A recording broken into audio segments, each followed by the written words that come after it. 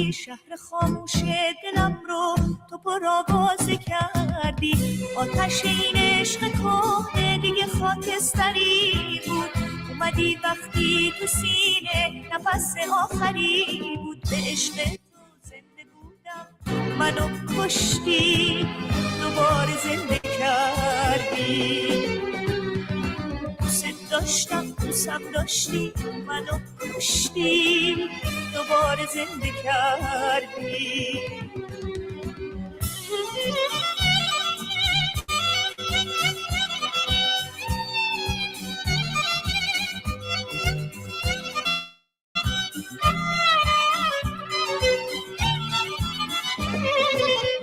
توی تنها بهانه واسه زنده بودنم من به غیر از خوبی تو مگه حرفی میزنم عشقت به من داد عمر دوباره معجزه با تو فرقی نداره تو خالق من بعد از خدایی در خلوت من تنها صدایی به عشق تو زنده بودم منو کشتی دوباره زنده کردی دوست داشتم دوستم داشتی منو کشتی دوباره زنده کردی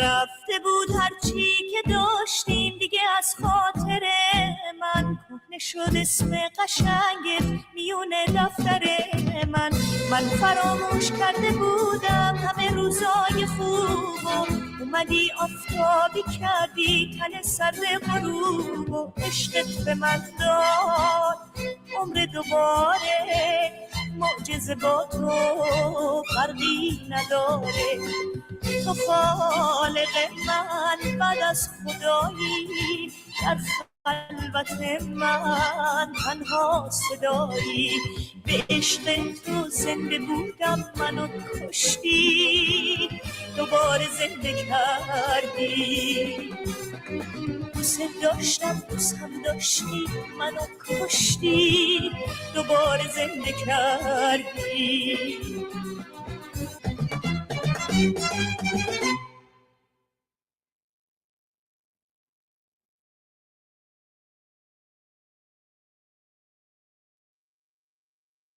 Oh, oh goodness, I almost choked on my own saliva. Sorry, y'all. I'm actually trying to eat dinner at the same time that I'm doing all this. So, okay. Hopefully, can everybody hear me? Okay, I see the thing going up and down. All right, bet. Because this is my first time doing this on the other channel, the new podcast channel. So let's get this party started. Let's get Zombie up here before I derail everything, like always, because I'm such a good engineer when it comes to this kind of crap. All right. Welcome, there we go. One and all, to Shenanigators official. The fuck was that? My God, that's like the fucking, film voice guy from the fucking 90s. In a world full of, in a world full of ice. Mm-hmm. Yeah. Oh my God, that actually works. Mm-hmm. In a world with a crooked dystopian novels that they made back in the day. Yeah, we're living them right now. 1984, Fahrenheit 451, like all the shit they're trying to ban now. Mm-hmm. Oh, then we should, guys, I want to put this out there before I forget. Mm-hmm. If you have the money, buy up certain books. like like To Kill a Mockingbird, Fahrenheit 451, 1984, Animal Yeah. Farm, stuff Get like that. See if you can get those kinds of books, because I guarantee you they're going to be disappearing off the shelves. So And not because they're popular. Is you should have them for for private reading. Mm-hmm. And you've actually suggested that to me in a way, but with films, if I can, because I do have a couple of films that now could be considered too woke, and that's including Mississippi Burning, which is about Yeah, good film. the two guys investigating the KKK in the Deep South. Yeah. And then you have Glory, which is based off of the only all-black infantry in the Civil War, the 54th of Massachusetts. Mm-hmm. And so those could be considered woke now. Yep. And so like anything else like similar to that, I'm going to try to nab. But yeah, for anyone, honestly, even if it's DVD, nab it. Yeah. I mean, there's no way I could fucking find Mississippi Burning on anything else unless it's VHS on eBay. Yeah. I went through hell and high water to get that fucking DVD. But I'm just saying, it's just like, even if it's DVD or hell, even VHS, nab them. Mm-hmm. But yeah, before anyone gets confused about the song that we played in the beginning, it's not Arabic, it's Farsi. It's Farsi.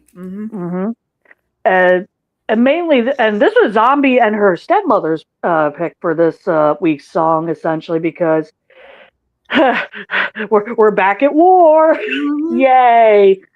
We're back in a major war in the Middle East with a country that starts with I. Yep. And I think we can all agree that Supreme Leader deserved what he got. However, we don't agree with how the citizens of Iran are being treated by their government, us, Israel, everybody else. It seems like. So two things can be true at once. Mm-hmm. Trump can go fuck himself. The Supreme Leader can also go fuck himself. Mm-hmm. It doesn't make what happened right. Especially since Israel and the United States targeted a girls' school. That's considered a war crime all by itself. Like if this was, violence warning, but if this was like an interpersonal thing, it'd be like you breaking into a domestic abuser's house, killing the domestic abuser and his children, and leaving the wife. Pretty much.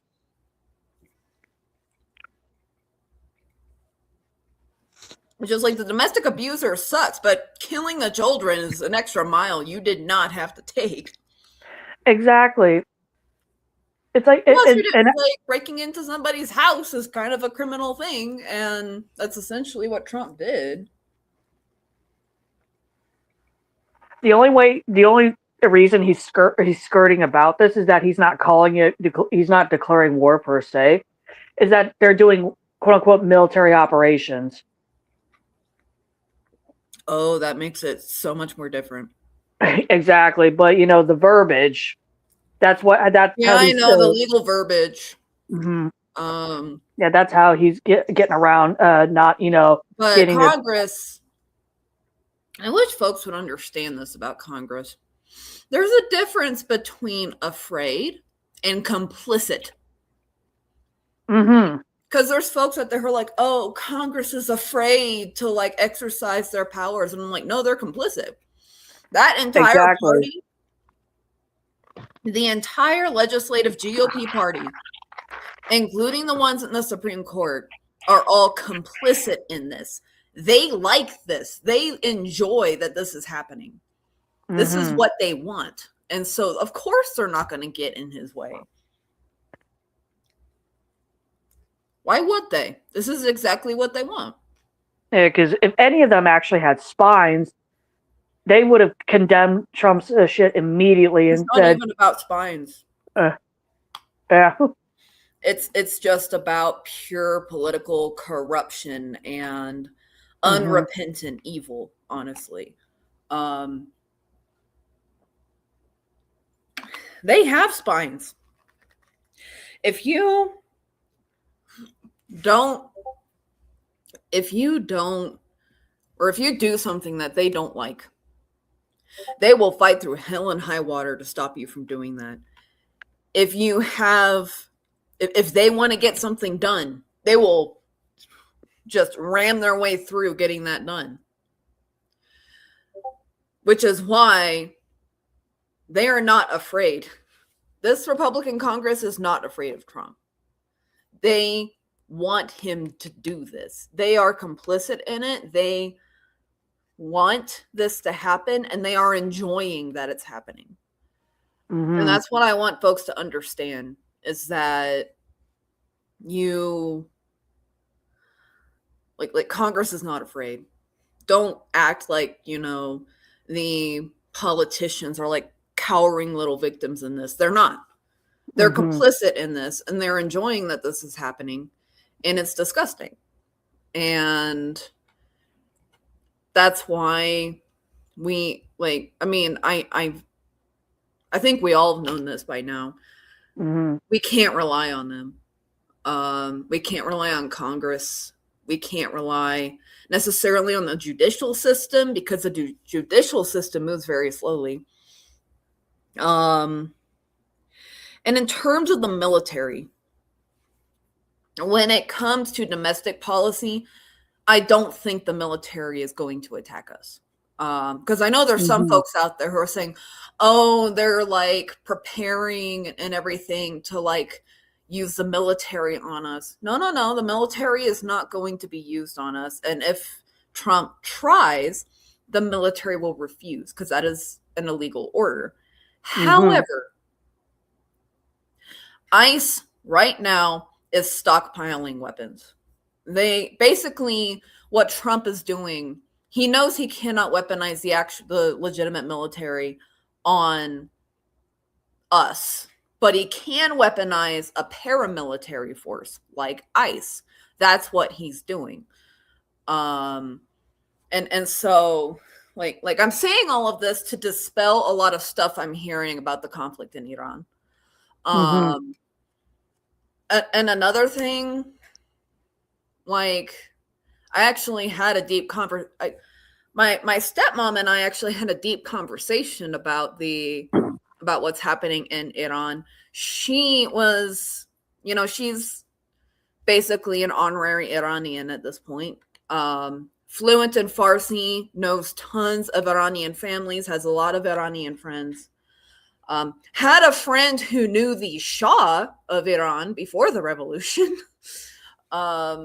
Your stepmother's like goddamn Forrest Gump at this point. I know, it's wild. Like, I mean, I can get to that in a bit, guys. But yeah. They'll be our palate cleanser. How, everybody is talking about the Shah and how like we can restore the Shah.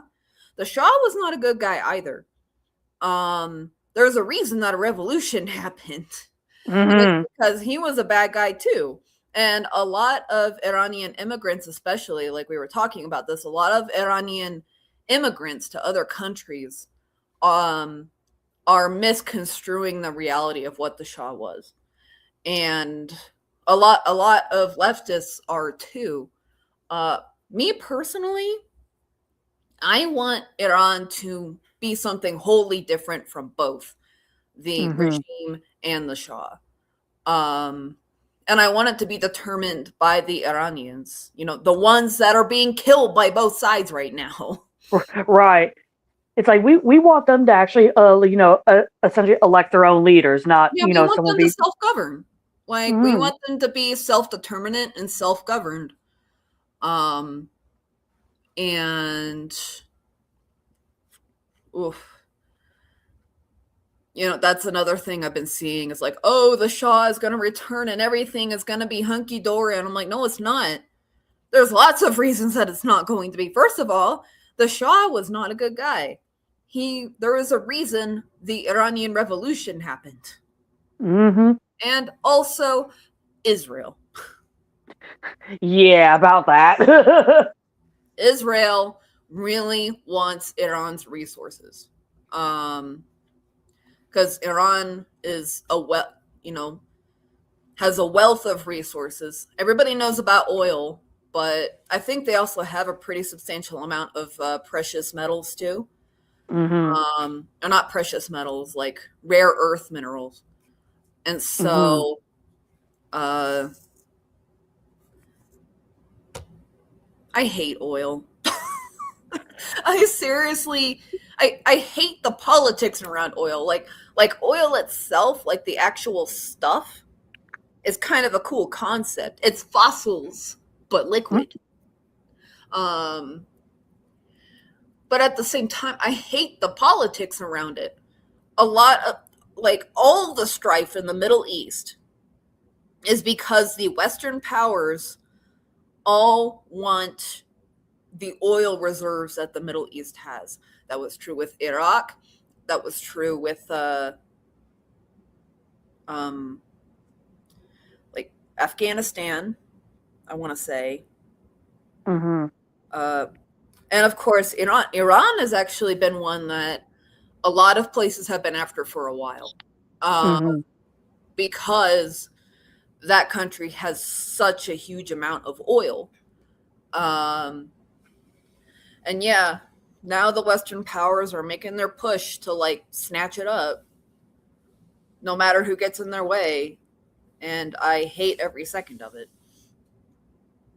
Your thoughts on this while I turn off my heater? But it's actually kind of funny because the other day, me and my mom were talking about that, and she actually admitted that, George W. Bush was wrong for invading Iraq, and I was like, what? But it was funny. I was just like, yeah, I definitely agree with that, because yes, Saddam Hussein, awful fucking person. His son's also all fucking awful.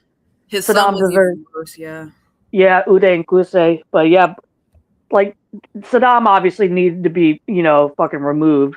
We can all agree with that as well. However, it shouldn't have been at the cost of all the freaking civilians. It's the same with Iran. Yeah, exactly. Like, this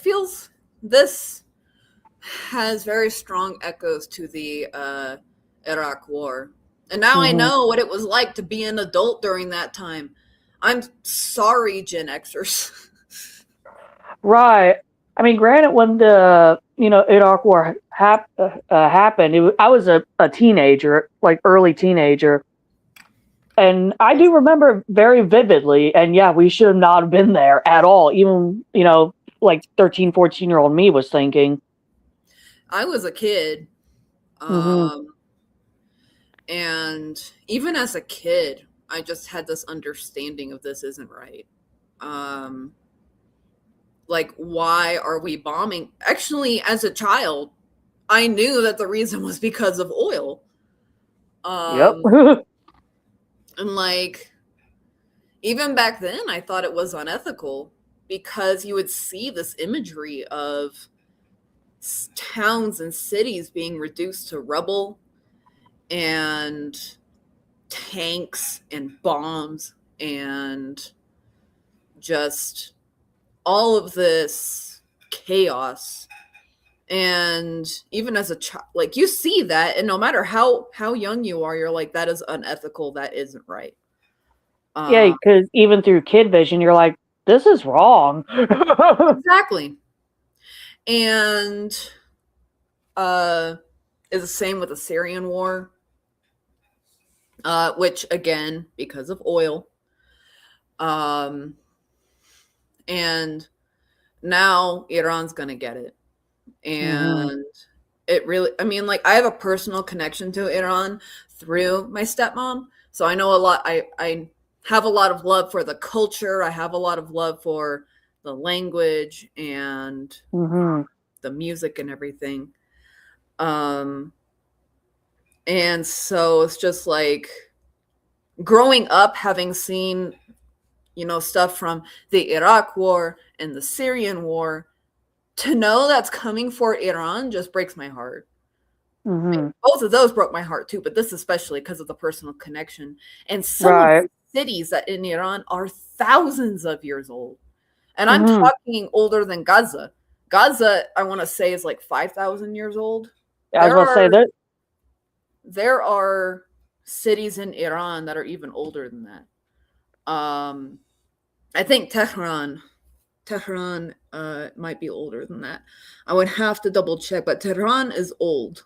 And so it is similar to Iraq, because Iraq has a lot of really important historical sites too that were completely destroyed by the Iraq War. And the same is going to happen here. And that just adds to the travesty of what's happening.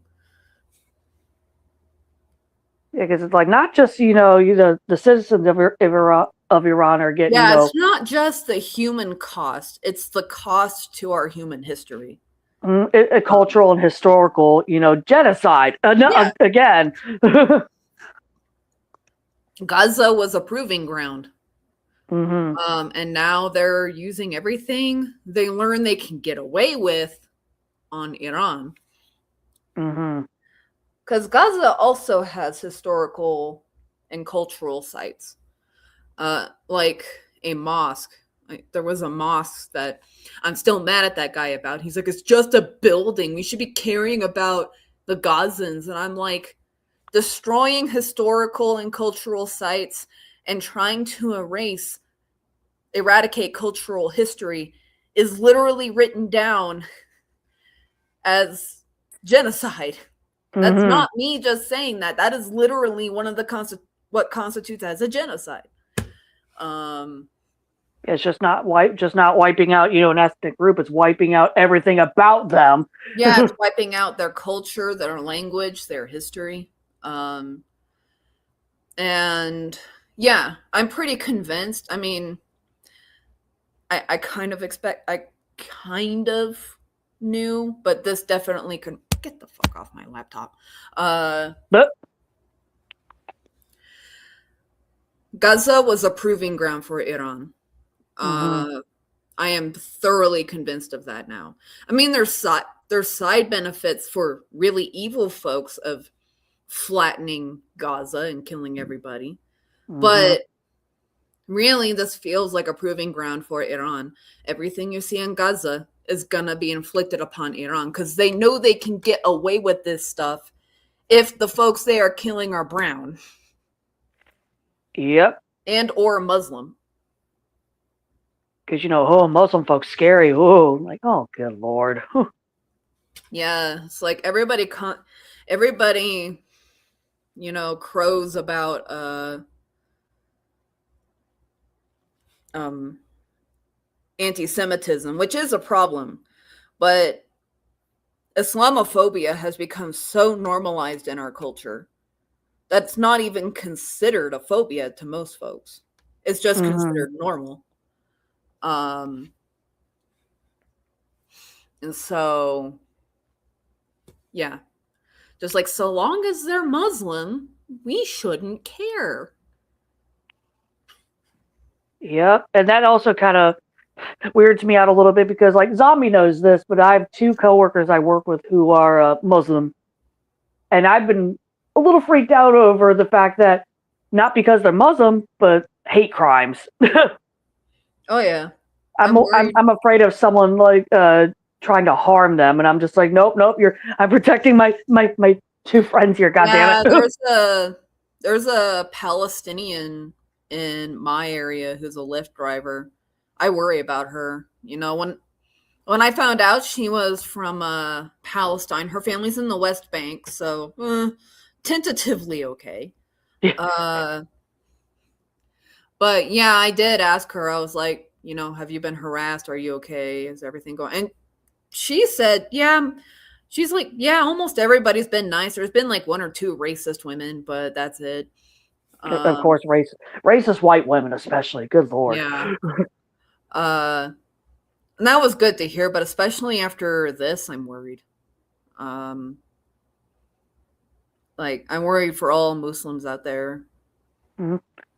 And again, I swear, these folks, like United States and Israel, will start these wars during Ramadan, which they know that's when all Muslims are going to have a disadvantage because they're fasting. They're not at 100% during the day, Yep. So it's like kicking someone when they're already down. Mm-hmm. And that's another reason I'm worried about like my two coworkers, because again, if someone wants to start messing with them, it's just like I hope the rest of my coworkers jump in, like, you know. Yeah. Which I can see them doing. I work with a lot of very very very strong-willed women. Yeah, like I said, Islamophobia has just been so normalized in this country, even before,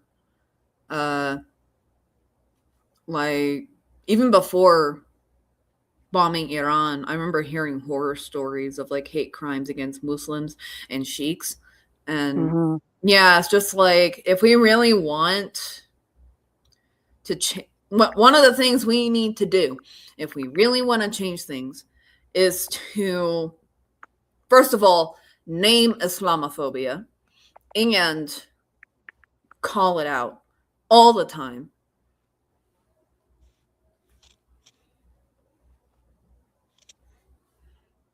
Oh, your Boo Thanks in chat. I moderated her.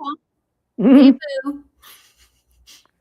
That's what Ash calls my crush on, you know, fucking Ethan Hawke, is just like, oh, look, there's your Boo Thang. Like, yep. But yeah. But yeah, I've actually considered, and I don't know if I'm gonna be able to do this. I really have to kind of like dig around in my area. But I do want to get my two coworkers dates for the end of Ramadan. I think it's pronounced Eid, for the like end of Ramadan celebration. Mm-hmm. The only drawback is that more than 50% of dates that are imported to the United States are from Israel. Yeah. Yeah, I want to get dates that are not from Israel. Yeah. Yeah, it's a good idea to ask actual Muslims like when that date is. I want to say it's on the 17th of this month, because I know they go by the lunar calendar. So yeah, I would have to double check. Or you could just ask them. That's what I mean by double checking. Okay. Because the next time I see my two coworkers will be, yeah, they don't come in on Friday. They'll come in on Saturday. So I'll ask one of the ladies then. I don't have a lot of Muslim friends. I have a lot of Muslim acquaintances just through my stepmom, because again, you know, she's friends with a ton of Iranians. But I don't actually have like any actual Muslim friends. So again, there was that very lovely Palestinian woman that I met, and I hope she's doing okay. Mm-hmm. Especially your area, now that Israel is starting to move on the West Bank. Oh yeah, and that's where her family is. I hope she can figure out a way to get them out. Exactly. Even though they shouldn't have to leave. Right. That reminds me of one woman I used to work with when I worked at the preschool. Muslim woman from Pakistan. And I remember it was the year that Pakistan had that horrific earthquake. Mm-hmm. And my coworker's mother was still living in Pakistan at the time. Ooh. And oh my God, the wails that came from this woman, I'll never forget, because this particular day, someone actually stole her fucking cell phone. Ooh, no. Yeah, when she found out about the earthquake. And, you know, rightfully, she was fucking upset. Yeah. And I remember her, she finally found her phone. Someone put it in one of the cabinets in another classroom. They probably felt guilty, but they didn't want to get caught. And I remember her rushing up to me, like sobbing. She's like, I don't know if my mother's alive or dead. Like, I'm just like, oh my God. But yeah, a couple of days later, she came in and told me that she did get in contact with her mom, and her mom was alive and well. So I was like, all right, that's good. Yeah, exactly. I was just like, holy shit. Yeah. It's like bad enough someone fucking takes your phone. Even worse when you find out, oh shit, my parent might be dead. Yeah. But I kind of felt bad. Well, I did feel bad for her because she was messed with a little bit more, because I probably because she was Muslim. Yeah. But some folks can be evil for like no damn reason, I swear. They're evil for the hell of it. Yeah. Some folks just want to watch the world burn, you know, as they say. Mm-hmm. All right, Michael Caine. I mean, the Dark Knight's got a lot of fucking symbolism in it. It's just like, damn. Yeah, it does. Like, I mean, you know, it's just like with the Joker. It's just like, if villain, why villain make good points? Same thing with, you know, Black Panther with Killmonger. It's like, why villain and villain makes good points. Magneto. Mm-hmm. Like, even now, folks are quoting Magneto from X-Men 3. Like, that's how fucked up it's gotten so far. No one ever talks about extermination. They just do it. And that went slightly Carl Heisenberg there. Like, transatlantic accent, okay.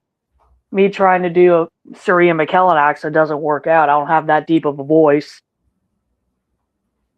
But that reminds me of the thing that you told me about him being at a fucking, like, grocery store or something like that. And he's like, it's in the bag. Yep. like literally like channeling Gandalf. It's just like, golly. Yeah, that was Graham Norton who talked about that. Oh, okay. Graham Norton talked about how he was at a grocery store with Sir Ian McKellen, and he was in a grocery line, and out of nowhere he just hears, "It's in the bag." I probably would have jumped. I'd be like, what the fuck? Just like, yo, Gandalf in town, where you at? Right.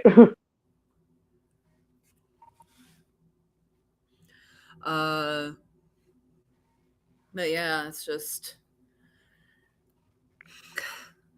this is why I say that we have to abolish the idea of the other.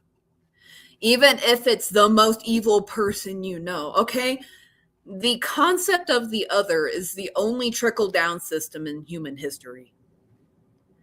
Mm-hmm. You may hate, you may think of Marie Antoinette as the other, and you may behead her for it, but you are still perpetuating the concept of the other, which will trickle down from the Epstein class, basically, to Muslims, to immigrants, to children in schools when they're mass murdered.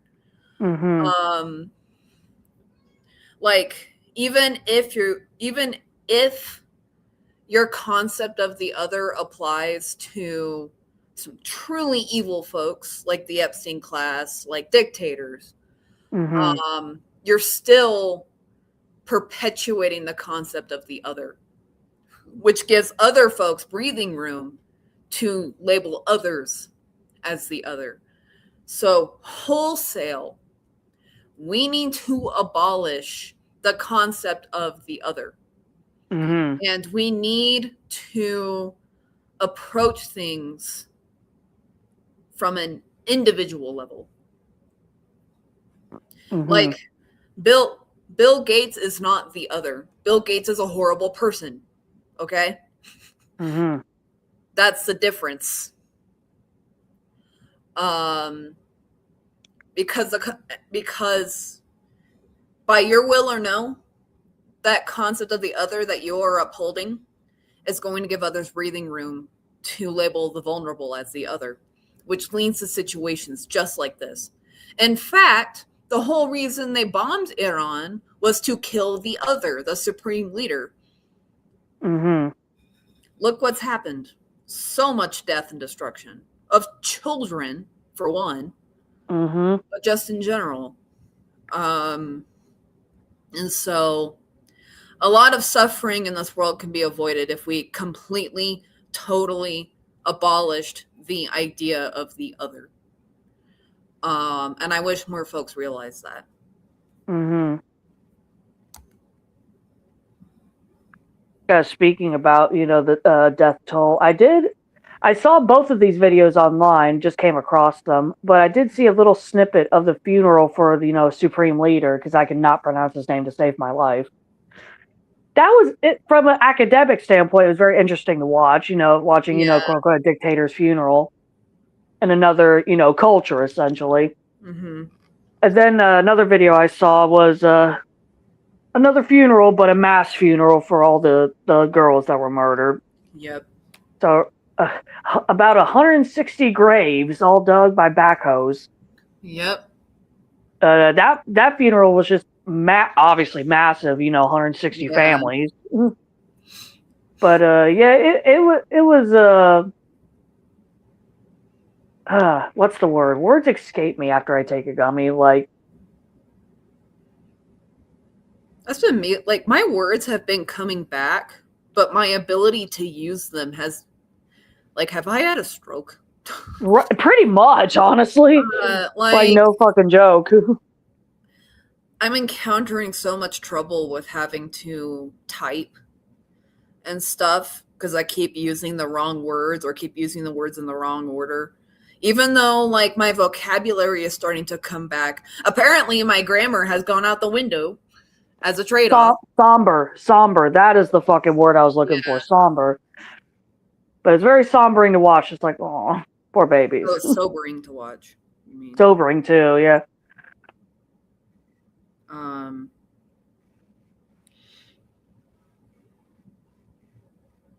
Actually, that reminds me. When Trump does pass away, and he will because he's a human man, that's going to be a very interesting if they decide to televise that service. That's that would probably be the only time I'd actually want to see him on TV. It's just to criticize his funeral service and everything. Yeah. You're like I wouldn't even want to watch that. Meanwhile, I'm like, I will roast him while he's in the afterlife. Let's go. I mean, I heard something about like a red ring around his neck or something. Yeah, he's got like this weird fucking like T-virus looking fucking rash on his neck. Let me see. I want to look. Yeah, I was gonna say look it up because yeah, it looks like something out of fucking Speaking of Resident Evil, fucking Resident Evil Requiem looks fucking awesome. Oh my god. But I'll get on my Resident Evil tangent in a little while. I want Zombie to see the fucking zombie rash on Trump's neck. I'm trying to see if I can identify it. See, I'm not sure what it could be. It's nasty looking though. It's just like, ooh, that looks like it hurts. I would say eczema or psoriasis, but like psoriasis, I could see getting that bad. Eczema can get that bad too. Like I would say one of those, except from what we understand, he has no history of that kind of thing, so that can't be. If there wasn't sores, I would say it'd be capillaries. Mm-hmm. Yeah, that is really strange. And it popped up fairly quickly too. At least for us. I mean, he could have had something like that for months, and we would probably never known. It just now we see it. Trying to think of like. I mean, I know there's a lot of drugs who can do that. Oh yeah, definitely. The drugs I take, lamotrigine, is one of them. Gotcha. But I'm trying to think of like any disease. COVID could maybe do that. I know that COVID can produce a rash, but I think it's different than that, isn't it? I would say like a rash closer to hives, not something that looks like, a zombie bit you. Because I've gotten COVID twice. Thankfully, I've never gotten a rash from it, but still. Oh, you know what it could be? Yo. I'm starting to notice that it kind of looks like it's been raked by fingernails. Oh, so he may have been scratching at it a good bit. Yeah, he may have been So what may have happened is that he was scratching at something and that really irritated his skin. And dementia and Alzheimer patients are known for this. They will scratch and pick at things until they become these big ugly sores. And so that very possibly, I mean, I'll let you re-look at it too and see if you agree with me, because I think I'm noticing like it looks like he scratched himself. Like there's like the rash has like fingernail rakes on it. Mm-hmm. I sent the picture to you, and Yeah, I'm looking at about to look at it now. The Discord.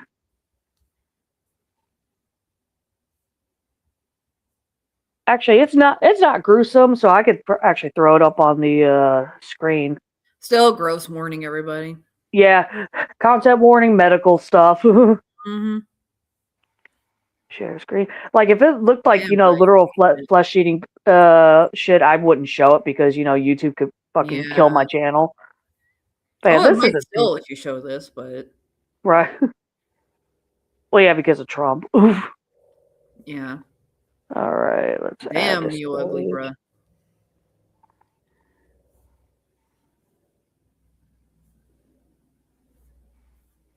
There we go. My fucking thing finally caught up. Yeah, it looks like you can see the index and the middle finger lines. Yeah, Like you can. he's been going at it like constantly. Yeah, like he's been scratching at it. And dementia patients are known to do this. Dementia patients, they'll get like, let's use a mosquito bite, for example. Mm-hmm. They'll get a mosquito bite. They'll be scratching at this thing until it bleeds. And then they'll continue to scratch and pick at it. And it turns into this nasty, ugly sore. And so what I think's going on is that something irritated his skin there. Mm-hmm. And he started scratching at it. And because he's a dementia patient, he just kept repeating that. Because it got more and more irritating to him. And so now it's turned into this big nasty sore. Again, very typical of a dementia patient. Exactly why he should not be in office. But yeah, I'm very confident that that's what it actually is. I don't think it's like any particular disease or anything. I think he's just a dementia patient who's just been scratching at an irritant constantly. And I mean, that definitely shows he has dementia. Yeah, I was about to say, not helping your case there, Donnie, with it. I don't have dementia. I'm cognitively better than Joe Biden. Sleepy Joe. Yeah. Looking at other pictures of it, yeah, that definitely looks like he's been scratching at it. And I'm pretty sure, that's what it is. My my stepmom, her mom had died of Alzheimer's, and she would do that. She would scratch at herself, pick at her skin, and get these really nasty sores that would sometimes become infected. And so, yeah, I'm pretty confident that's what's happening. You're like, this definitely points towards dementia now. You're like, I've seen this in real life. I mean, my dad had Alzheimer's, and I've been noticing some of that behavior in Trump. Just like, damn. Makes me want. I mean, I do think they're right, in that they know he's on his way out, so they're trying to speed run fascism. That's not how fascism works. No, it's a slow boil. Like, but they know that once their figurehead dies, their whole base is going to fracture. And so they're like speed running fascism now. Didn't you say that Nosferatu had blood cancer? Supposedly, yes, he does.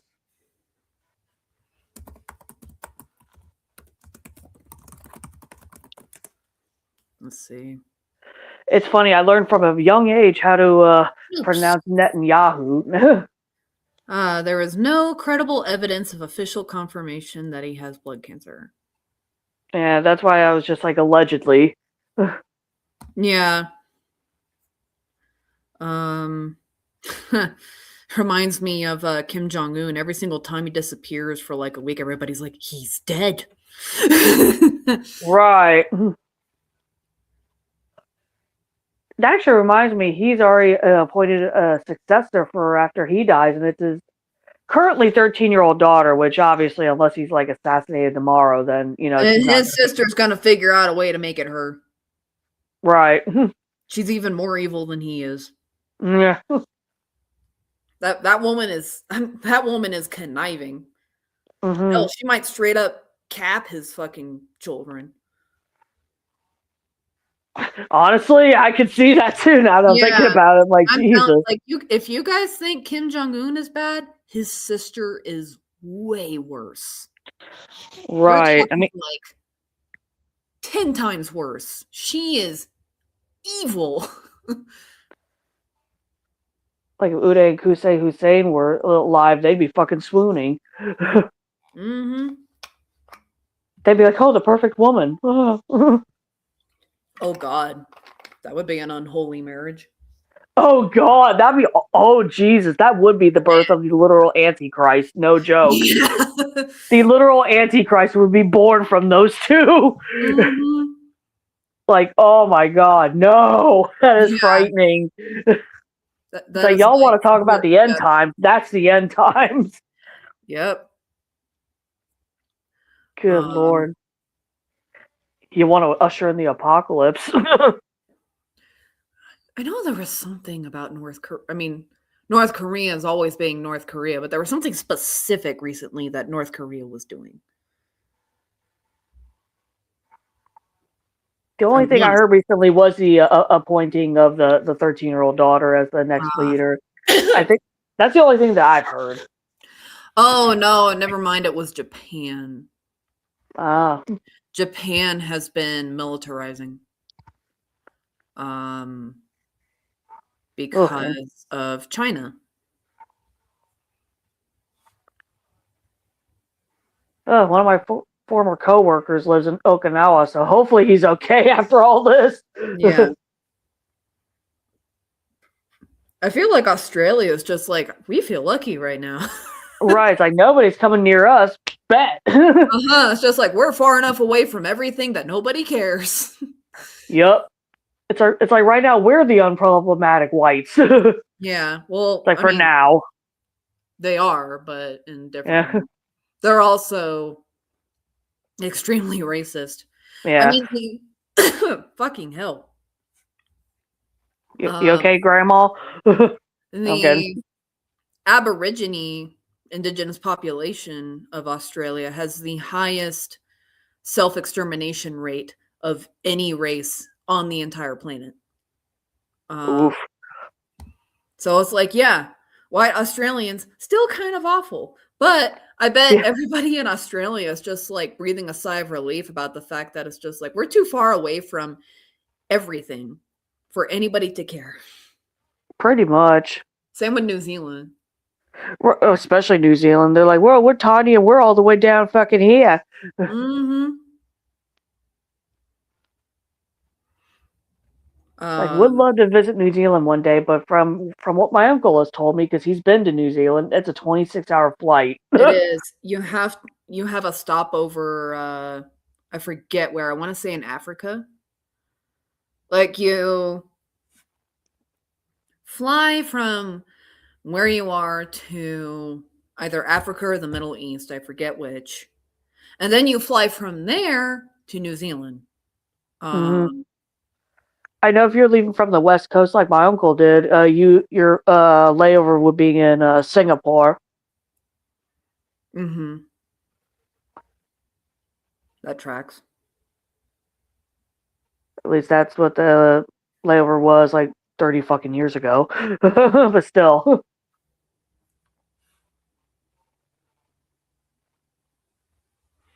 Singapore, the last city-state in the entire world.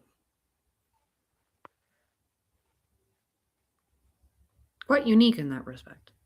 Mm-hmm. Lots of class problems there. Yeah. Actually kind of similar to Hong Kong in that respect. Mm-hmm. Lots of class disparity. Yeah. Oh, I forgot what I was about to say. Damn it.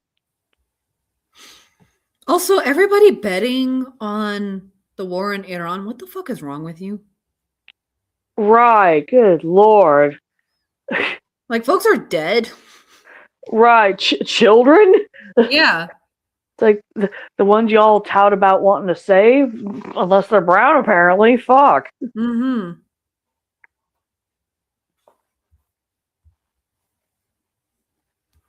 Like, I want to say it's like in the hundreds of millions that folks have been betting on the war in Iran. And I'm just like, what the fuck is wrong with all of you? Right. The fucking, elites, or, Sanders calls them the oligarchs. I'm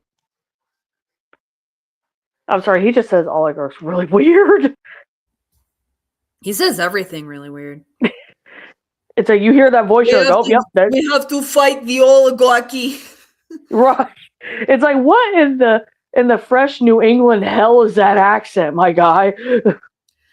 I actually don't like calling them oligarchs because oligarchs is very specifically a Russian thing. Mm-hmm. And it doesn't hit very strongly with English-speaking folks. Mm-hmm. I like to refer to them as robber barons because that is exactly what they are. Right. And we all know what robber barons are. They're fucking robber barons.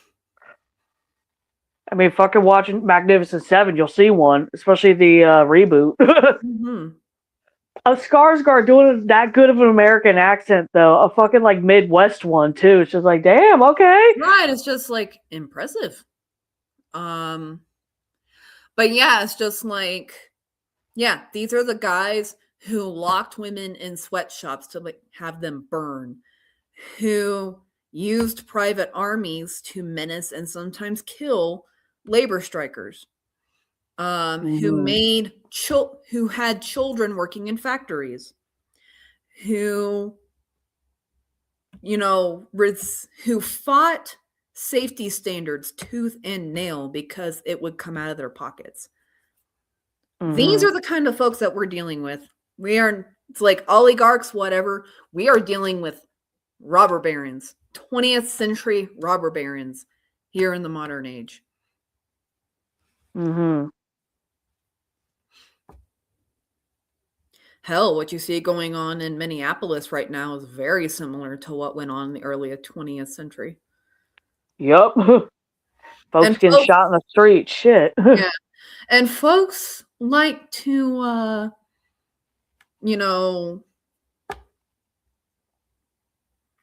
go on about, oh, like, when did America get like this? Or America only recently got like, and I'm like, no, we didn't. When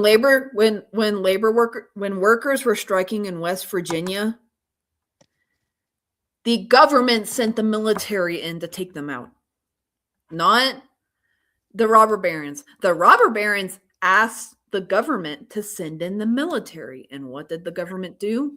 They did, to kill those striking workers. Yep. And they did.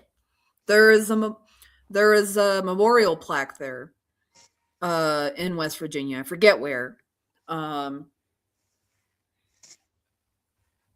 so it's just like, we've been like this for a long time. I've said it over and over again. Trump, every single thing that Trump is doing has precedent in United States history. The only difference is that him and his cronies are doing it all at once. Yep. That is the only difference.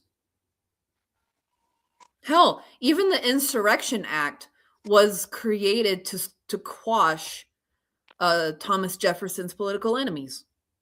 Mm-hmm. Right out of the gate, that's what it was used for. Mm-hmm. And so we can't hum and haw about, like, this is not the America we know. This is not the, we only came like this recently. When did we become fascists? It's just like, this stuff has been going on practically since our founding. Yep, centuries and centuries back. Bill, one of the writers of the Bill of Rights, John Quincy Adams, was the one who signed into law the Alien Enemies Act. Mm-hmm. And so it's just like none of this is new. Exactly. But unfortunately, it would be nice to have like some hero come in, have some knight in shining armor swoop in and save the day. But if you look at human history, but especially American history, we have to drag our country kicking and screaming towards a better world, because it's not going to move there itself. Yep. The institutions benefit everybody, benefit them too much. Yep, everything's working as it was intended, unfortunately. Yeah, the system is working as intended, exactly. And that's been how it's been throughout our history. And so the only way we're going to be able to actually fix this country, again, is to drag it kicking and screaming en masse towards the right side of history. So unfortunately, it's up to us. There is nobody coming to save us except ourselves. And I will say this, ourselves is 350 million citizens. Yep, exactly. Fucking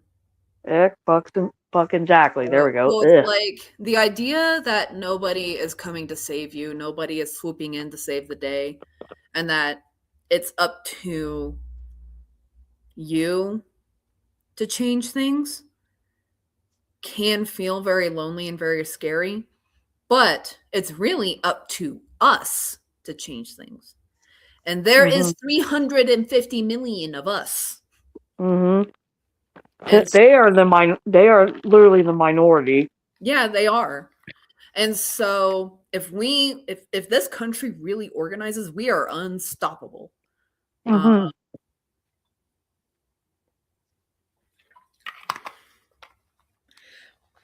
Like, could you imagine even a quarter of that mobilizing? That's like 150 million. Or it would make the first No Kings protest look puny, look tiny. Not even. I mean, I'm not even talking about protests. I'm talking like legitimate resistance, like what's going on in Minneapolis or Black Panther. What he's been talking about. I want to join him, by the way. Right, he's a cool dude. I like him. Well, he's building his own movement, and I want to see if I can join it. But like what he's been talking about, what's happening in Minneapolis, what's happening in regards to ICE and everything. If we deploy that at scale with even a third of our population, that is 150 million mobilizing, organizing against fascism. Yeah, that's a wild ass concept. Yeah. And so imagine if we got more than that. Imagine, I mean, hell, imagine if we got all 350 million of us to care. Obviously, it's not going to happen because there's MAGA in our world. But even, let's say even 300 million U.S. citizens working together to overhaul the system and make our country a better place. Could you imagine the power in that? So you guys, it is scary thinking that, there's nobody coming to save us except us. But us is a lot of us. Definitely. It's a huge amount of us.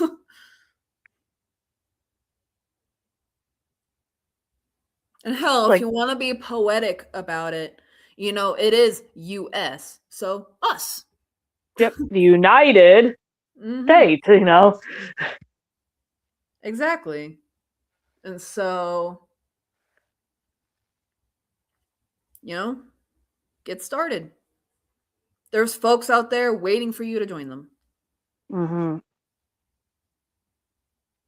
And when it comes to, and like, this even ties to the war in Iran.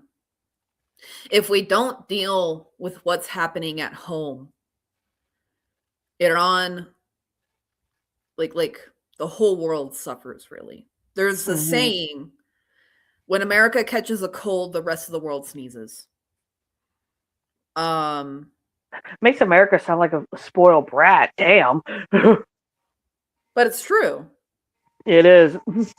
And so it's like, in order to make the world a better place, we have to overhaul our country. Mm-hmm. And again, like I said, our country is not going to let that happen. Like, it's not going to go there willingly. We have to drag it kicking and screaming to the right side of history. Right. But we can. Mm-hmm. So it's like the war in Iran, we really have to focus here at home to actually stop it. Mm-hmm. Which that's another reason why Trump has bombed Iran, because he knows shit's going south here in the United States. He knows that everybody doesn't like him. And so he's like, look over there. That and the Epstein files, we all keep bugging him, and we're going to still keep bugging him. Yeah, we're going to keep bugging about that. But right now, what's really happening is like, things are going really south here. And so he's like, look, squirrel. Right. And what I'm saying is that we really have to focus here, because here is where we can change there. Mm-hmm. And that you bring up another point that really pisses me off. Oh. You like, you're not guilty of this. Mm-hmm. But there's folks out there saying it's a distraction. Focus on the Epstein files. It doesn't matter. And I'm like, children died. It does matter. It really does. Like, again, two things can be true at once. Is it a distraction? Yes. Yes. Partly. It is partly a distraction. Should we not care about it? No, we should care about it. Just because it's a distraction does not mean we should not care. I think, like, I don't care about you attempting to cope with all the bullshit that's going on.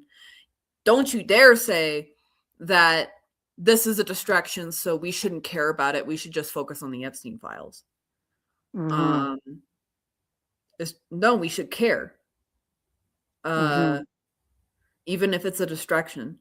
And also, we can stop this kind of stuff from happening if we mobilize here at home. If we mobilize, if we organize, if we dismantle the institutions that benefit from this, that benefit from the chaos going on in the Middle East and here.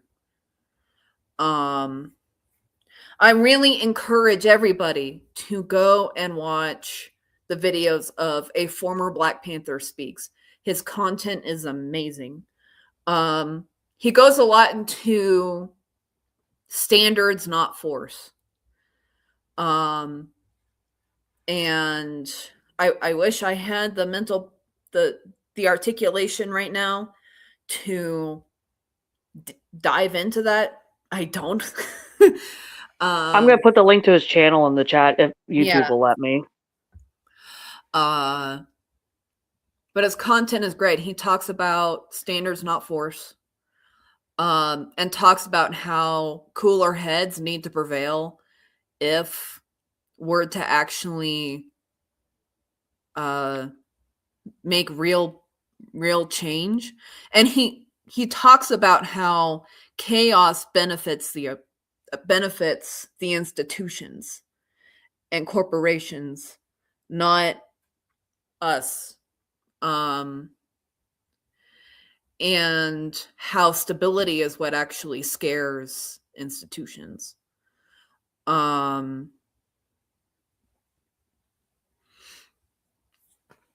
and how chaos is what they want. Mm-hmm. And how outrage is not self-sustaining, but standards are. And his content, very powerful, very insightful. I also encourage you guys to try and join his movement and subscribe. Mm-hmm. I'm definitely considering doing it, even though I don't like Substack. I have my problems with Substack. Mm-hmm. That is where he's building said movement. So if that's where he is, that's where I have to go. But I'm still You're like, I'll bite the bullet on this one. yeah, I'll bite the bullet. Well, Substack has been known to support Nazis. Oh, that's why. Okay. Yeah. So that's why I'm like, can't you use another site? But I mean, if that's where he is, I guess that's where I have to go. Mm-hmm.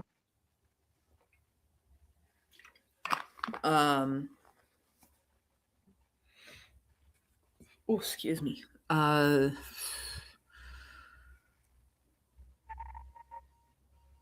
But yeah, we were like, is Iran kind of a distraction? Yeah. Do we have to focus on here? Yeah. Should we not care about what's happening in Iran because we think it's a distraction? Absolutely not. We should care. Mm-hmm. And it shouldn't be that caring that drives us to make real change here at home. Because if we change things at home, we change the world abroad. Again, when Mm-hmm. America catches a cold, the rest of the world sneezes.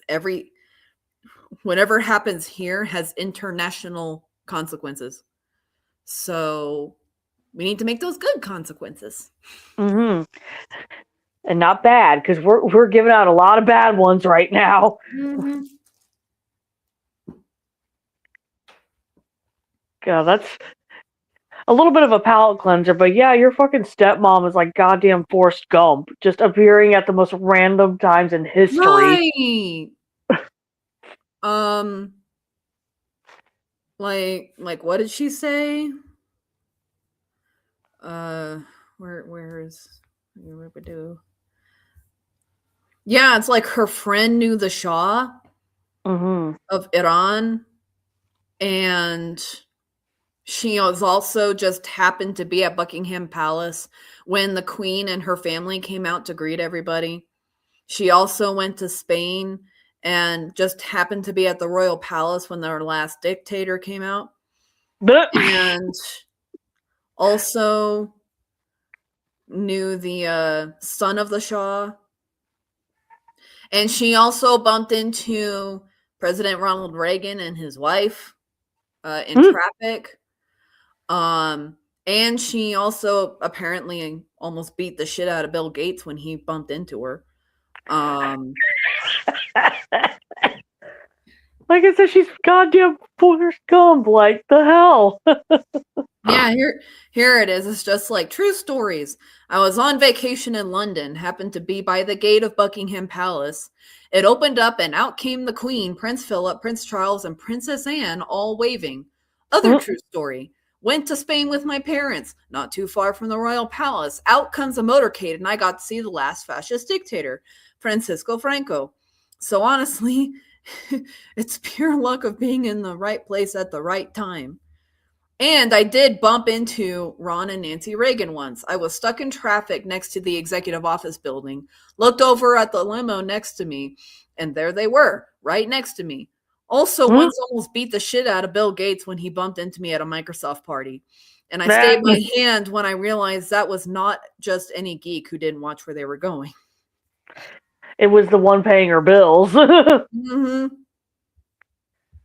Yeah, she just has the most happenstance, like, bullshit happen to her. It's like, what in the world? It's just like, I constantly bug her. Oh, yeah, and by the way, her dad was the CEO of New England's branch of GM, and he knew the Kennedys. She was childhood friends with the daughter of the person who invented the jet engine.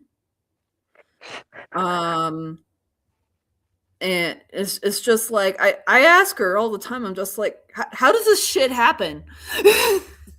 Right. It's like, is this your fucking like mutant powers? Like you're in the right place at the right time. Right. I told her, I was like, there's a Monty Python skit in there somewhere, I swear.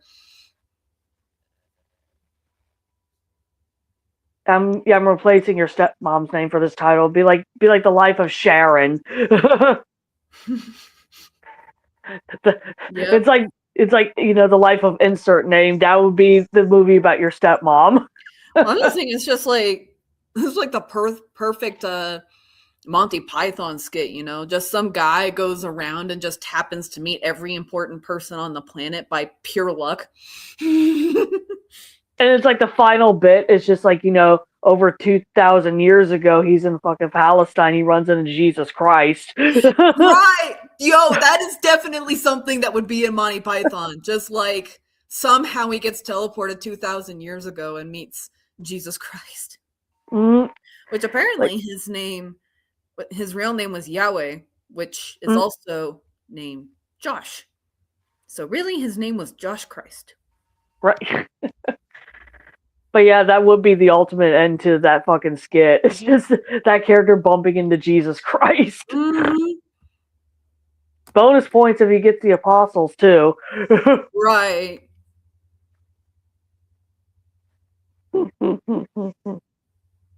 So you run into everybody well known and throughout fucking human history and biblical figures. Damn. Uh-huh.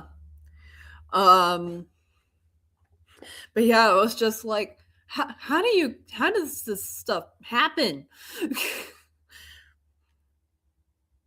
like it's crazy. Oh yeah, and I forgot, she's also met Brendan Fraser and Adam Sandler.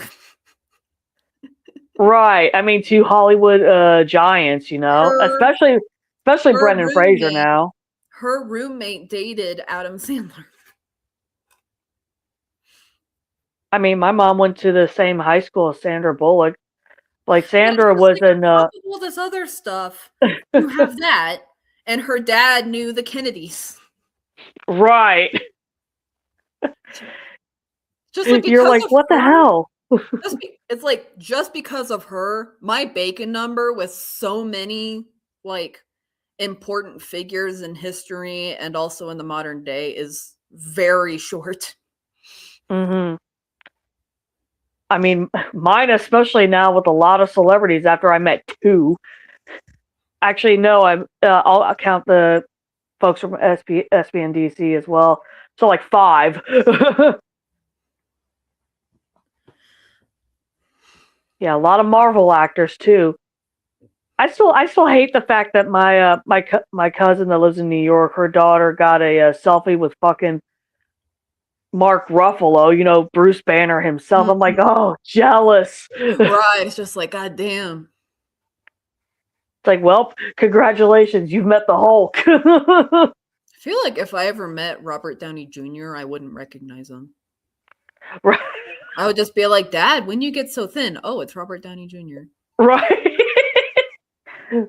My God. Because he really does look like a celebrity-fied version of my dad. Right.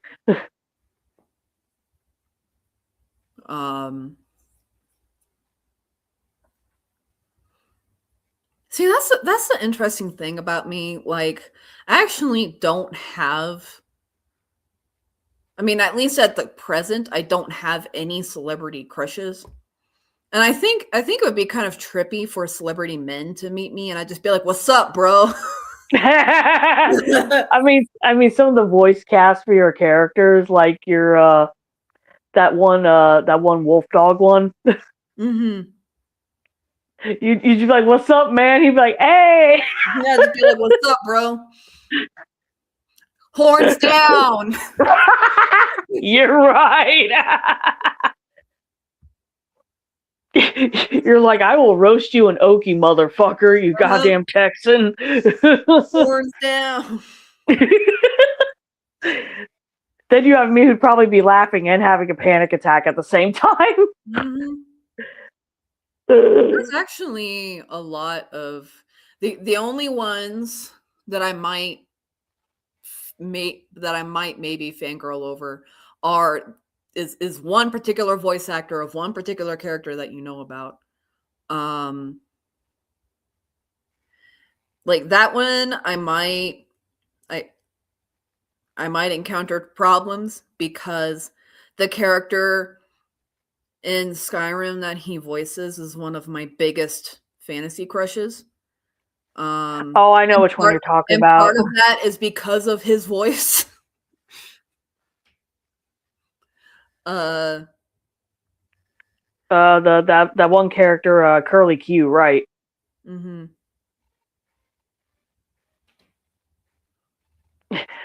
And you're scared about folks fantasizing over your characters. You've created those monster fuckers.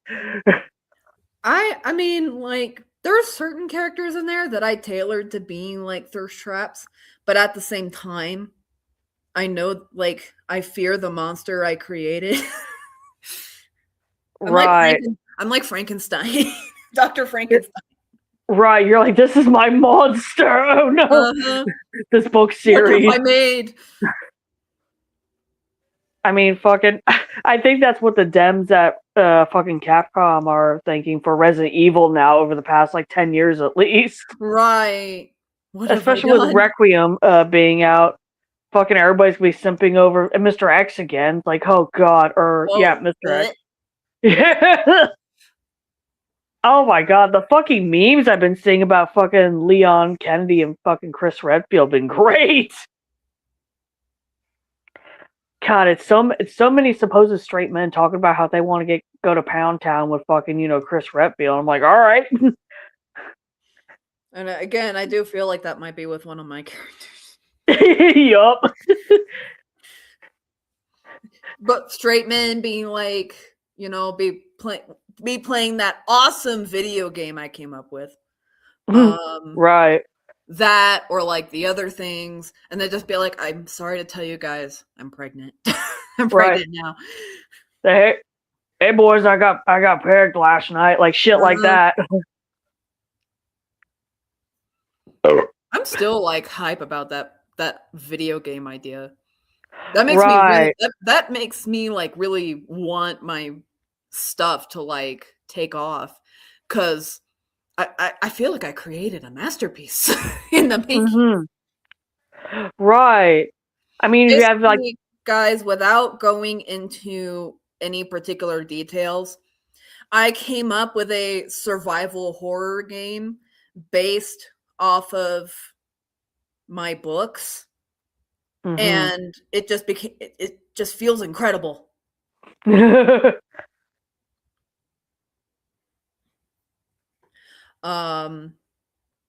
And it would be like that was just like, I really want my stuff to do well now because I want that game to be a thing.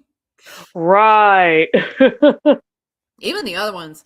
God, it's funny though. That dream I had about a video game. I had a dream, y'all. Not a grand dream like Martin Luther King. Right, not that big not to that level dream. But it was a dream about my books, taking off and becoming famous, and they wanted to make a video game off of it. And I was like, you are allowed to make this video game on one condition. This particular boss has to make grown men cry. Needs to have Dark Souls level damage and health. Needs to be fast. It needs to have a learning AI. All of those things. Then you can make that video game. And I remember getting one of the first copies of said video game. And I played through it. And I get to said boss after they agreed to my terms. And I literally paused the game and quit and went, nope. I know what's coming. You're like, I'm not gonna fucking self-torture myself like that. Yeah, I literally paused the game and quit and went, nope, not doing it. You're like, either way, it was fucking amazing. Yeah. Like, get the folks at Capcom are like, folks who, the devs behind like Silent Hill to do that shit. That'd be awesome. I was thinking, well, Project Red can be problematic. Never mind. Because I want to say, like, The Witcher is based off the Witcher books. Mm-hmm. And so they're pretty good at being faithful to the material. Or at least they're very good at translating the material to a video game. But they are kind of problematic. Yeah. Be right like, back. I have to use restroom. It's like, what studios aren't problematic anymore?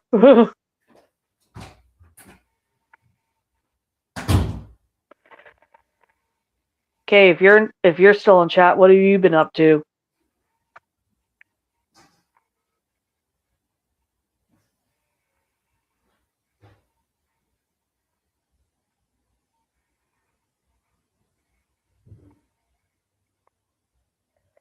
I got some Soundgarden playing in the background because I like listening to music.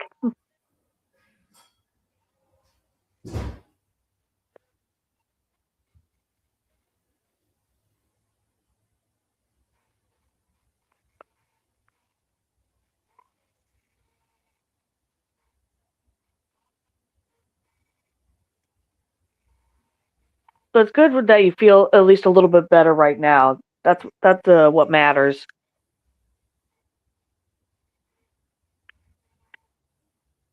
Yeah, I've been stressed out to the point where I end up punching a metal locker, and I gave myself a hellacious bruise on my hand.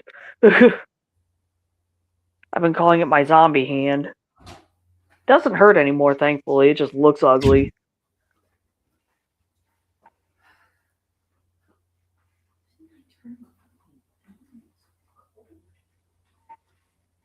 Yeah, I don't blame you. I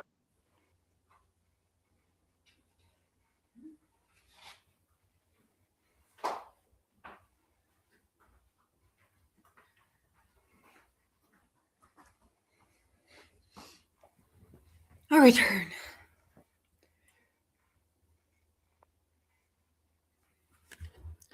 I return.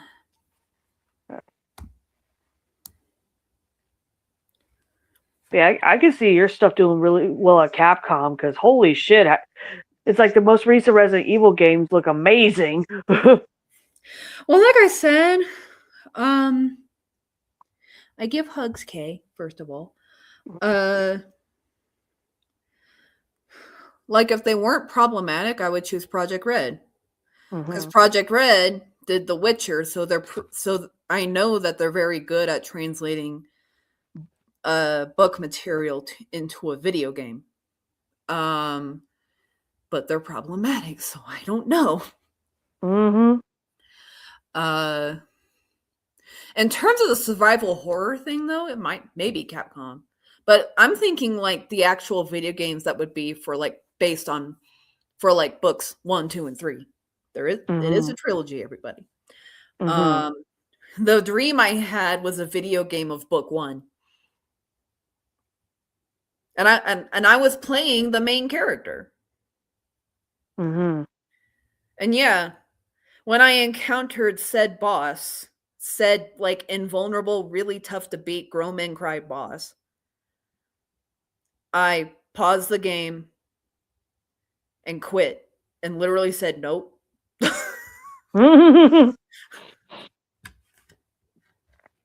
You're like, I'm not going to torture myself today. Yeah, I was like, I'm not putting myself through this.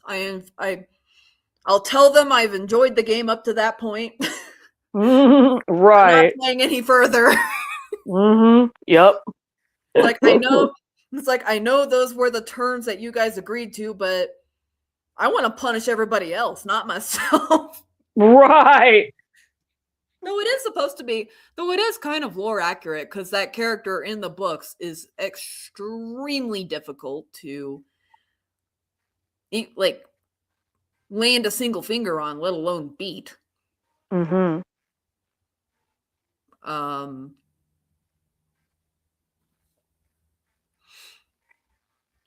yeah, it's just like That video game dream was funny. And yeah, the survival horror one I came up with would be like trilogy adjacent. Mm-hmm.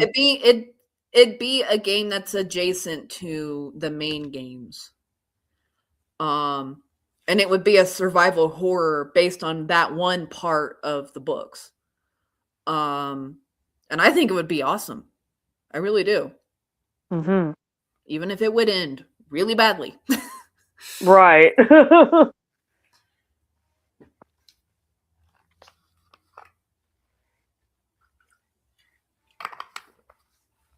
I looked up because since new Resident Evil game out now, Requiem or Resident Evil 9.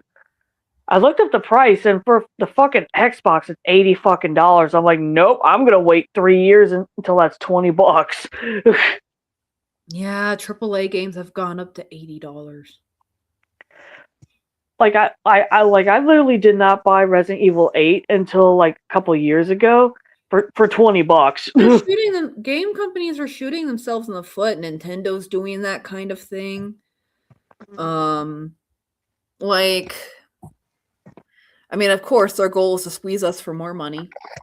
Exactly. What Nintendo has done is really insidious. Basically, what they've done is you can buy this package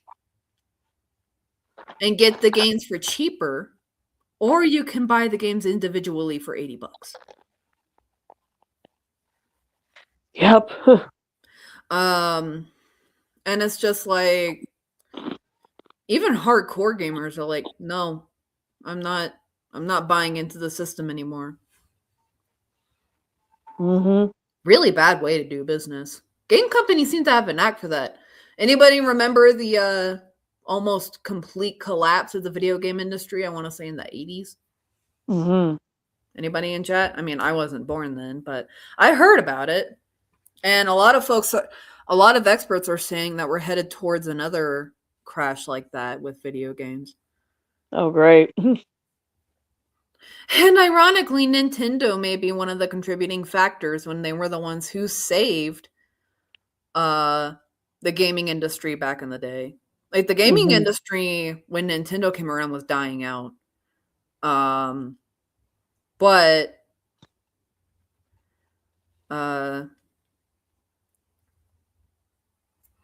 they managed to revive it. And now they're going to destroy it. Mm-hmm.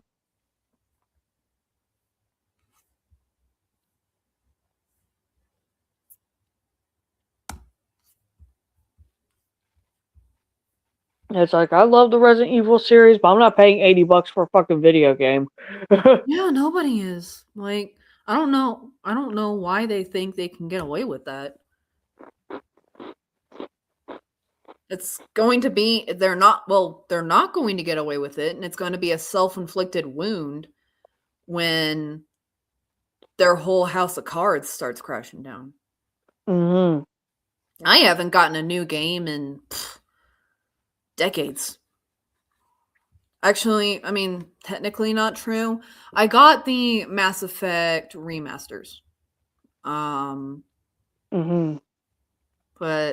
that was it. I have not gotten a single game other than that. Not even the Kingdoms of Amalur game. Like, the Kingdoms of Amalur, quote unquote, like, everybody's like, oh, it's a remake, not a remaster. And I'm just like, no, it was a remaster, and they fucking sucked at it. No.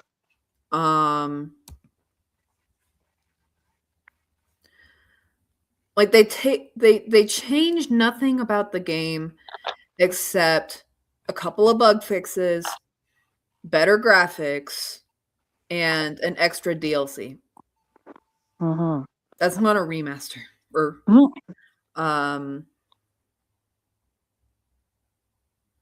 but yeah, I have not gotten a video game in years, and with the way things are going, I'm probably never going to get one again. I'm quite content with what I have, if I play at all, which I haven't actually in some time. I'll wait like 1 or 2 years until Requiem is $20. You haven't even finished Village. I know. I still need to get out of fucking Lady D's castle. She's fucking chasing me. Mm-hmm. She wants to shove her fucking knife fingers up my ass. Like, but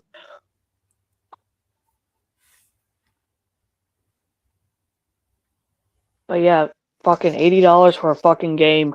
I remember when I first had my first Xbox was like in 2002, I think, or 2003. I don't remember. I remember video games back then were like $50, and I thought that was fucking ludicrous. They were $60 for the longest time, and now game companies have suddenly are doing. I mean, Nintendo is the most insidious about it. Again, basically, they're like, you can buy this package when you can buy this more expensive package with the console and get these games included, which technically makes them cheaper. Or you can get the console and you can shell out $80 for the individual game. Mm-hmm. And it's so sleazy. Right. And like I said, it's going to be a self-inflicted wound when that ploy completely fails. And the whole house of cards starts coming down. By the way, Saudi Arabia bought EA. Oh, great. Yeah. There goes all sports games like Madden and shit. No, they want the sports games. What I'm work. I mean, I don't like Saudi Arabia. They're also a dictatorship. They're also an authoritarian regime. Mm-hmm. But what they're interested in is the sports games because those make bank. Mm-hmm. What I'm worried about is the single player RPGs. Those are probably going to go. Oh, yeah. My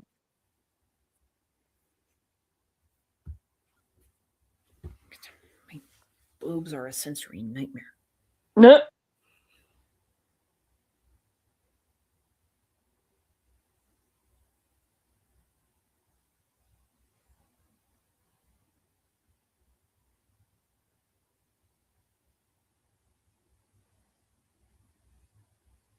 God, the weather in my area has been such a mixed bag. It's supposed to be fucking like almost 80 on Friday. I'm like, we just had fucking snow.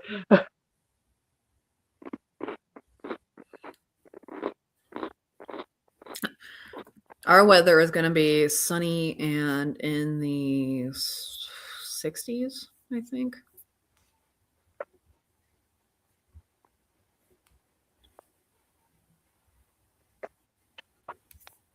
I would probably like that weather. Be like, oh, it's a little bit warm, but it's not like, sweltering yet. Mm-hmm. We might get rain next week. Mm. Oh, that reminds me, fucking garden updates. You got little itty bitty peppers, fucking hell, growing in. There we go. Yeah, I have the teensiest, tiniest Trinidad Moruga scorpions you have ever seen in your life. Mm-hmm. It's like, good Lord, they're so itty bitty. I wasn't planning on that plant making any peppers. I wanted it to be in hibernation, but I guess it had other plans. Mm-hmm. And like by the time I noticed that it had tons of peppers on it, it was a bit too late to like remove them because plants put a lot of energy into those peppers, and so it's harmful to remove them. Mm-hmm.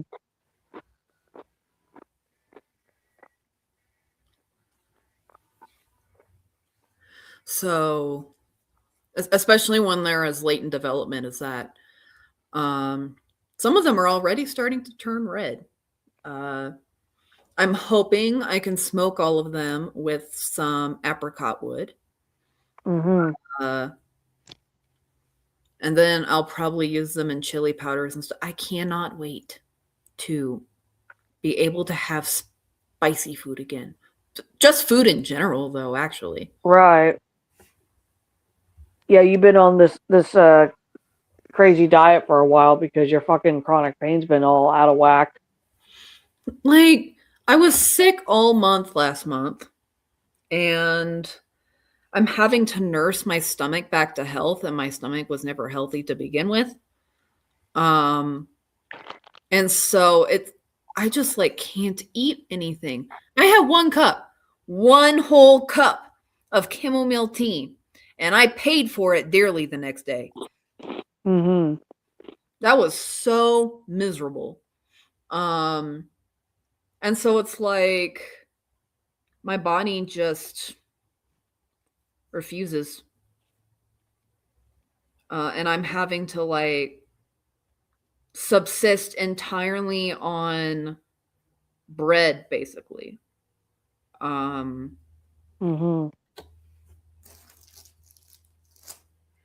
And while I'm doing that, I'm trying to figure out like how the hell I basically reintroduce myself to the concept of food. Mm-hmm. It's been really frustrating.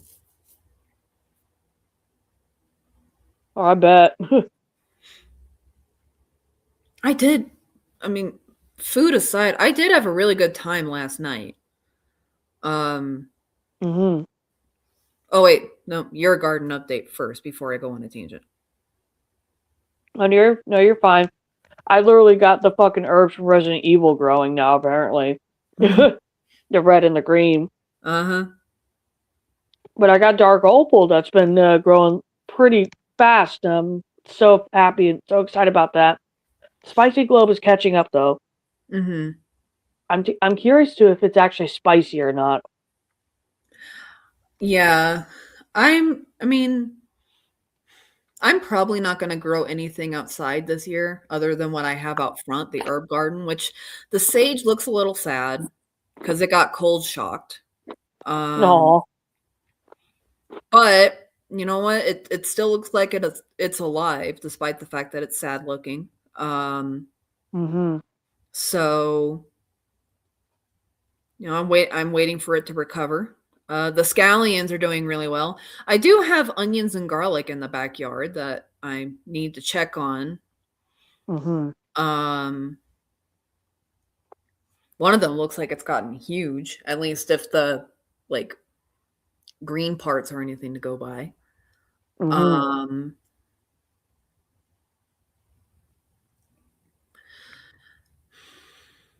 The rosemary is also doing well. I need to do a lot of weeding.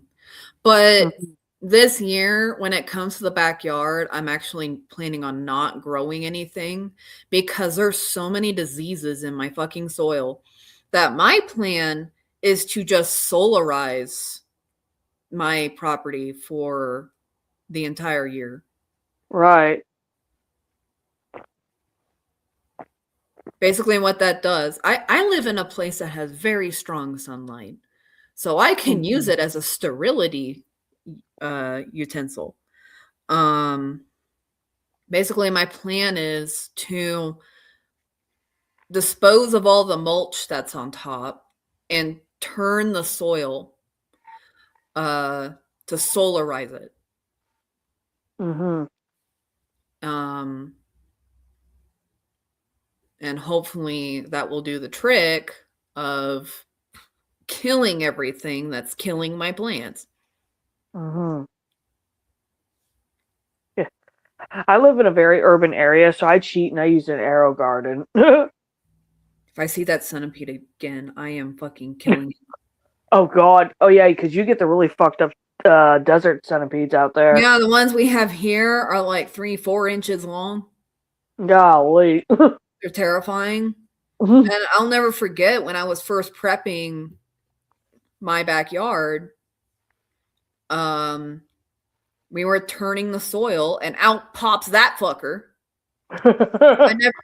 Few times have I squealed that much in my life. And I took my shovel and I did everything in my power to try and kill it, like lop it in half. Goodness. My therapist was actually helping me out, and she was actually like, it was kind of funny to watch you do that. You were like, this is my property. You're like, get off my land!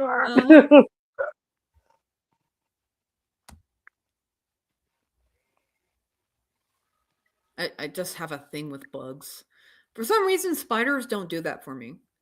Maybe it's because I grew up around them, but like spiders don't trigger me. Bugs, especially the scuttly crawly ones. Oh, well, actually, all of them. I mean, apparently my hissers are in like a gray area. They're, for you, it's just like, they're bugs, but they're not like, once they're adults, they don't like skedaddle. Yeah, they don't scuttle around like. When they're sub-adults, they kind of do because, they're a little bit smaller, but once they're full-grown adults, they may try to do an escape, but they're not that fast. Yeah. They're big and chunky, though. At least my hissers are. Good God. Yeah, like isopods and spiders don't trigger me, but everything else triggers me. Right. Like when I say I have a bug phobia, I have a bug phobia, as in specifically bugs. Mm-hmm. Yeah, isopods are a little bit of a cheat because technically they're not an insect or a bug. They are a crustacean. They are a crustacean. They're a crustacean. Then you have the arachnids, like the spiders and daddy long legs. Though ticks are also part of the arachnid family. Yeah, gross. I don't like ticks either. Yeah. I have so much trauma around blood-sucking critters like fleas and ticks. Mm-hmm. I'll never forget the time that I found. I mean, my last memory with my great-grandpa Clarence was when I found a tick. I was watching TV and I looked down and there's this fucking tick on my chest. Oh God. And I like swipe it off, run out of the bedroom screaming and crying, and just like run into the living room screaming and crying about the tick. And my great grandpa Clarence was there, and he took me and coddled me on the couch and helped me calm down. That was my last memory of my great grandpa Clarence. It's like what started out scary, but it's actually kind of a nice memory of him. Aw, that's wholesome. I like that. Mm-hmm.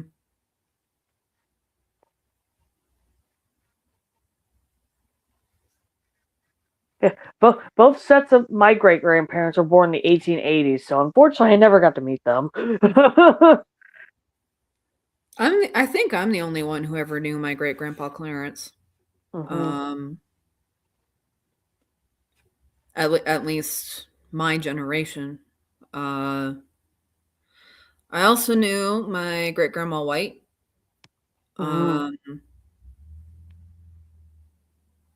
So I did know some of my great grandparents. Mm-hmm. My great grandma White had dementia, and she didn't really know who I was, but she would talk about the nice girl who would go back and talk to her. Aw. I was the nice girl who went in the back room and talked to her. Aw, that was nice. Mm-hmm. Which I kind of remember that. I remember her laying in bed all the time.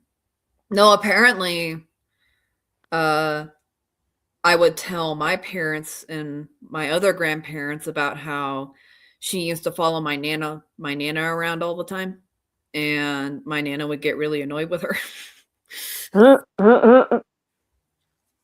But all of the things I can remember of her were of her in the back room laying in bed. Mm-hmm.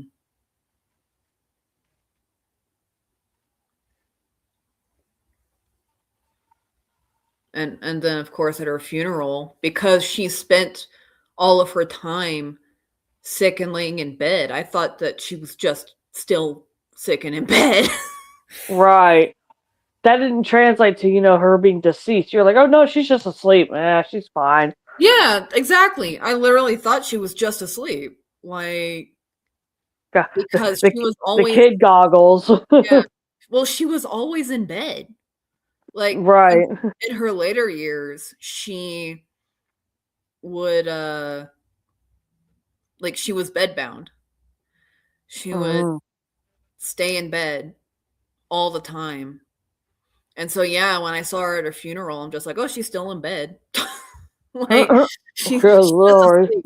Why is everybody crying? She's just asleep. Goodness. Oh, the mind of a child, you know? It probably saved you from acute trauma at that point, but hey, whatever works. To be honest, I didn't even know what a funeral was. I didn't even know it Right. was called a funeral. I just know that we went to this place wearing black and we got to see grandma asleep. Right. Kid logic 101. It was only later where I was like, yeah, that was a funeral actually. Right.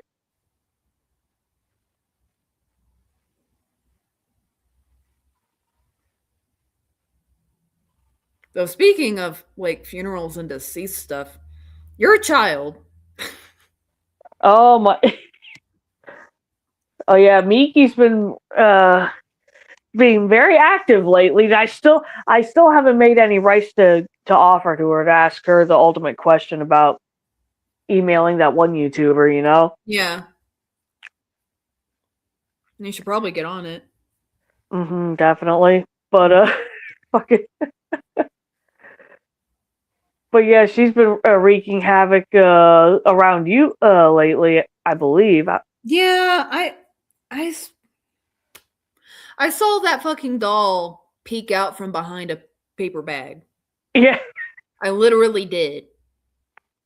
Oh my goodness, she's manifesting as the doll to you. That's awesome. Well, I mean, like I think it was the doll because I mean, I wanted to say like I saw it and at first I didn't quite register what I saw. And I thought at first it was just kind of like I was tired and so I'm like, "Oh, my eyes just saw something." But I was like, "Wait a second. That was Mickey." Yep. Mickey the doll just peeked behind a fucking bag. Right. Meanwhile, I'm like, welcome to the Thunderdome. You're like, shit. I mean, you saw legs. Oh, yeah, that was recent, too, because I had my bedroom door open, and there's no children in this townhome. And on my peripheral, I see what looked like pale little white legs walking past, like little kid legs walking past my bedroom door. So I'm like, oh, Miki's out and about.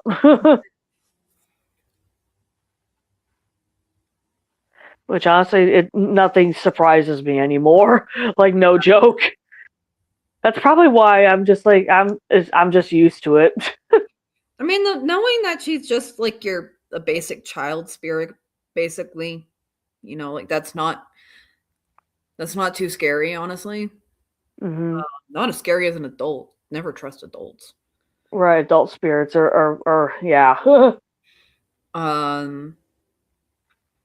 But it's like child spirit, okay, but yeah, I saw that doll peek out from behind a paper bag and then go back and vanish. And it took me a moment to register what I just saw. And I was like, that was Mickey. Man, that is a powerful poltergeist. Right, and honestly, when it comes to spirits, it takes a lot of energy to manifest anything, whether it be like moving an object or an actual physical form. So for you to get that, yeah, that's a very well charged spirit. Yeah, it's just like, and like, everything that we know about her, and then you mentioned like you saw children's legs. It's just like, this is a powerful spirit. And I've had her for fucking 13 years. I don't mind it. No, like I said, it's like she's just a kid. But At the same time, I'm just like, damn, that's a powerful spirit. Mm-hmm. I don't know where she get that from. Right. I mean, even you and multiple folks have told me that she has human-like eyes, or like when you look at her, it looks like she's looking back at you.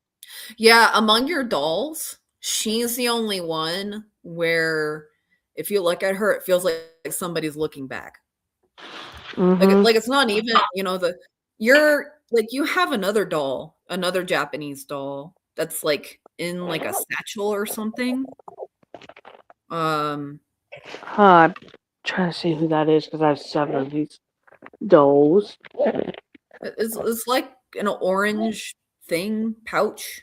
Oh yeah. Oh, I know which one you're talking about. It's a little geisha one. Yeah, like that one kind of has quote unquote human eyes too. Does not have the same effect as Mickey. Mickey, you look at her and it feels like you're looking at somebody, not just a doll. It feels like you're looking at a person. Right. Probably what they meant, like, the human like eyes. No, I think what they meant is that it looks like I'm staring at a person, not a doll. Mm-hmm. Like there's somebody looking at me. That might have been why she manifested as a doll.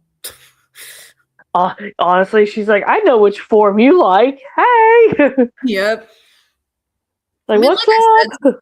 said, she just does mischievous little kid stuff, which is fine. Kids Right. be kids. Or Yeah, like the go ahead. other week, when she fucking visited you while we were on a call to like watch you draw. Yeah, so I don't know if we discussed this in the previous one, but I was drawing and I sometimes get breezes coming in from the vents above my back door. And so like I'm kind of used to getting a cold breeze, but like there was no I could hear no wind outside. And it suddenly got extremely cold while I was drawing. And then that cold moved very specifically to my left hand, my dominant hand, the one that was drawing. Mm-hmm. And it stayed there, specifically on my left shoulder, for a good 15 minutes. And then it disappeared. And then you said that you felt something cold on your left shoulder. Mm-hmm. Like I didn't say anything, but then I was like, "Oh, okay, the cold is gone." And you were like, "That's really weird because now I have coldness on my left shoulder." Then you're like, what the shit? Yeah. Again, very powerful spirit, apparently. Mm-hmm. She's like, I want to see what you're doing. Yeah. Again, like typical kid stuff. Like, I mean, if you're gonna have a spirit that's that powerful in your house, you want it to be just kind of a little kid. Right. I have the best case scenario. Yeah.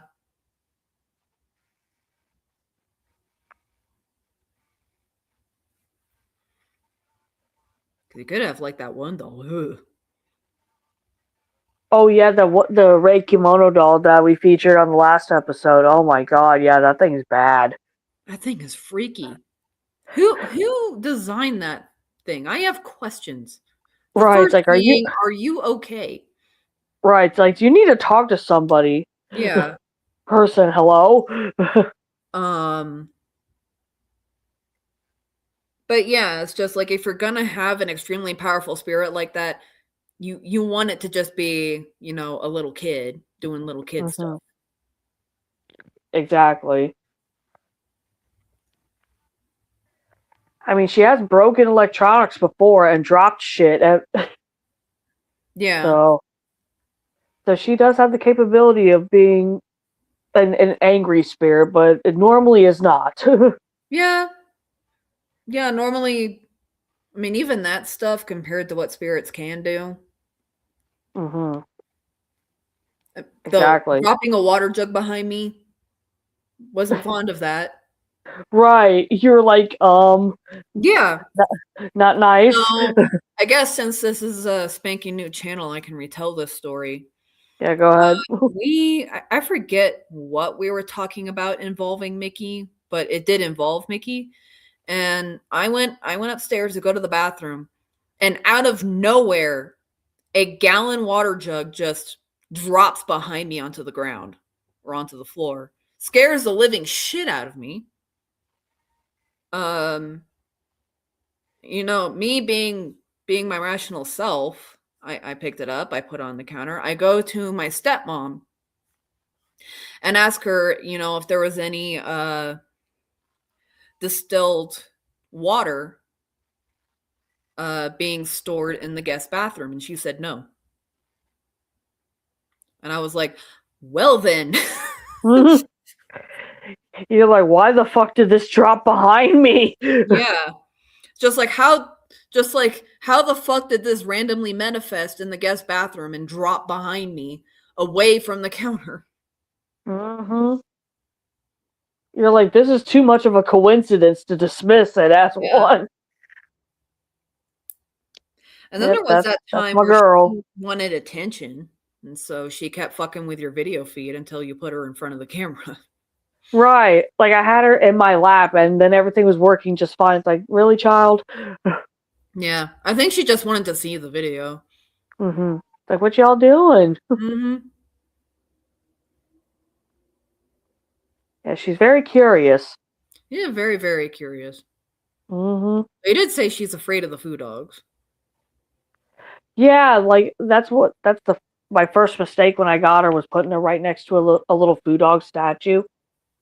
And that's when my electronics started fucking breaking out of nowhere, including a fucking fan and a fucking brand new Blu-ray player.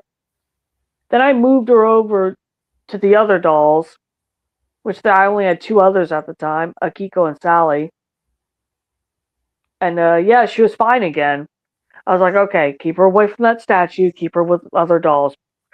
Duly noted.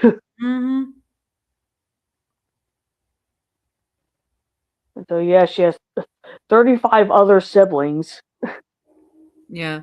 But like very powerful spirit, you want to make sure to ask her if you can do something and offer the rice. Right. Because I still want to write to that one YouTuber about all 4 of the doll stories, but mainly Miki's, because she's definitely going to bring in a lot of Miki's is attention. going to be the one that she's probably going to focus on because, whoa, scary Japanese doll. Ooh. Yep. Everybody has a fetish for that, apparently. Right. And she does have a rap sheet. I need to write down everything so I can compose that email too, because she has a lot of stuff attached to her. She does. Most recently, seeing the doll behind a paper bag. Right. You're like, what in the hell? Yeah. Yeah, I mean, literally, that's like, I wasn't scared this time. Like, I wasn't scared. But, like, I was confused. Right. You're like, what in the hell? How did you, what the fuck? Yeah, I was like, wait, what was that? Wait a second, that was Mickey. Damn, that's a powerful poltergeist. Right. That's my girl, though. I'm proud of her. And with that, yeah, it's about time we should wrap up, because I should probably start playing Who's Line for the Kids now. That's become a daily fucking thing. But hey, thanks everyone who came by, said hello, gave us a view. Don't forget to like, comment, subscribe. Have a good night. See you next week. Bye, everybody. Shit. Fuck.